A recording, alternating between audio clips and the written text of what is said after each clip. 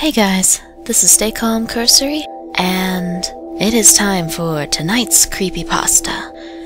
Well, before I get into the actual pasta, here's a quick update on where things are right now. My laptop is still in the shop. I get the feeling it's probably going to be a lot of money when I get it back. That's gonna hurt, but hey, at least then I'll be able to resume games and hopefully play some scary games for Halloween. It's been suggested that I play, Never-Ending Nightmares, that actually came out very recently, and I plan to do that 100%. What else? Oh, I was sent a contract by a YouTube network that wants to do business, and it's 8 pages of really thick legalese, but even I know better than to just sign a contract without understanding it. So, I guess I'll take my sweet time trying to decipher it and make sure there aren't any hidden nasty clauses in there. If anybody's actually interested in looking it over, maybe you can read legalese better than I can, feel free to message or comment me, and I'll send you some screenshots of the copy. It says I'm allowed to seek independent, legal advice? I guess you guys can be my legal advice if you want. I mean, my channel pretty much is just me and you guys, so you should definitely have a say in things.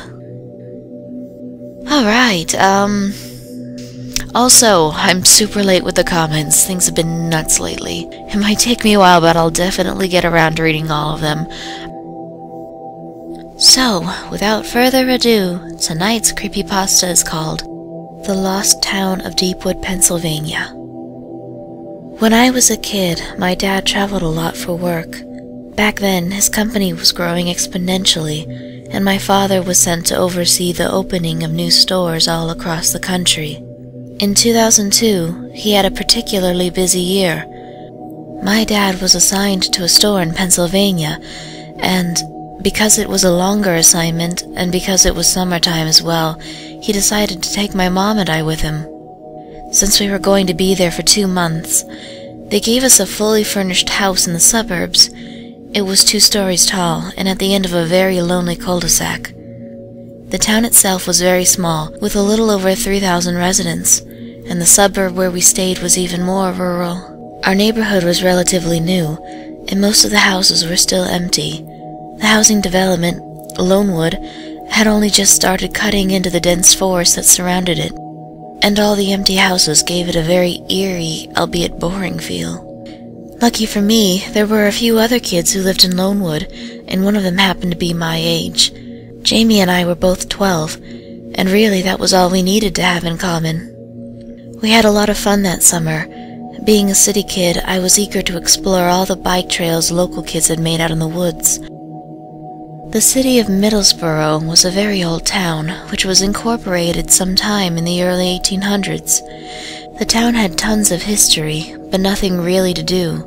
One particularly boring Sunday, Jamie and I even went to the town's museum. It was pretty boring, as expected, until we heard some kid ask an employee about the lost town.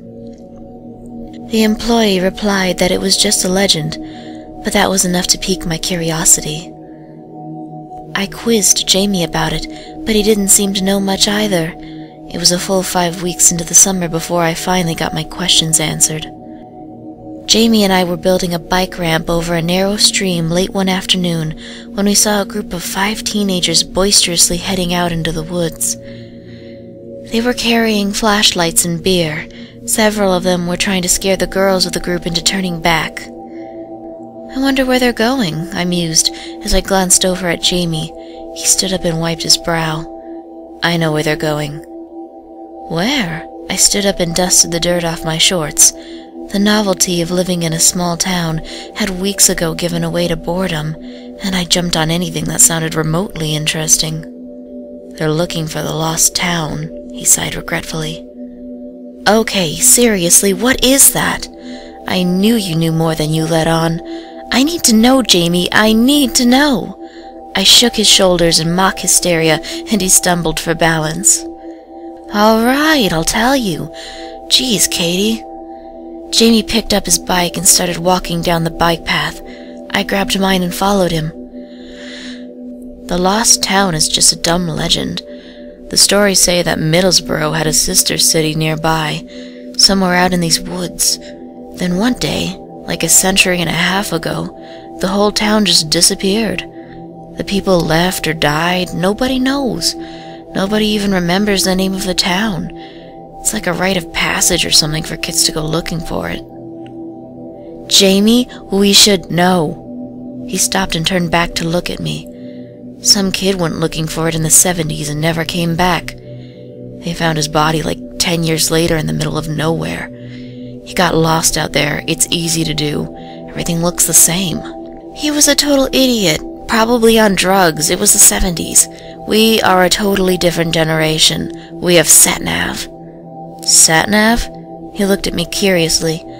Jamie had lived in his town his whole life, and sometimes I forgot how sheltered he was. Satellite navigation? My dad has a GPS that he totally wouldn't notice missing for a day. Come on, Jamie. It'd be so much fun. I'd better get back. Jamie looked at his watch and then mounted his bike. My dad is taking me to a movie tonight. We rode in an uncomfortable silence until an idea struck me as we rolled over the abandoned train tracks. They were old and almost buried by plant growth. Hey, I know you don't want to talk about it, but has anyone ever found anything? No. Well, my dad's older brother said he found some human bones out there once, but nobody believed him. Oh, and where do people look? Well, almost everybody goes to the lake. He pointed to the left of us, where we'd seen the teenagers heading earlier. It's pretty deep back there, but they figure if there was another town, they would have lived by the lake. So, that's where they go. Well, do you know what I would do? I would follow the train tracks. I mean, look, they're pretty old, and I don't know why they would lay them going back into those woods, unless there was something back there. So that's where I'd go. Jamie considered this and nodded. Yeah, I guess I could buy that. No one follows the tracks that way, though. That's where the kid that disappeared went. I wasn't swayed. I didn't bring up the lost town again until 2 weeks later. It was the weekend before we were moving home, and my parents had a barbecue for the employees of Dad's new store and some of our neighbors. Jamie and I hung out inside the house and played my N64 while we flirted pretty outrageously. There had been an unspoken sort of mutual attraction throughout the summer that no one had the guts to act on. Since I was moving home in 5 days, there was really nothing left to lose. Although his intentions were probably pure and genuine, I'm embarrassed to say that mine were not. I thought that if I could make him want to impress me, he would agree to go looking for the lost town. The legend had thoroughly consumed me. I had been to the local library every morning for the past week looking for more information on the town, and had found nothing. But legends don't just come from nowhere. I was sure of it. I knew if we didn't leave by 2 p.m., we wouldn't have enough daylight to carry out my plan. I already had a backpack packed with water, a flashlight, a camera, and a can of red spray paint. I figured if we left the tracks, we would need a way to find our way back to them. I thought I was so clever. Nothing in that backpack made a damn bit of difference in the end.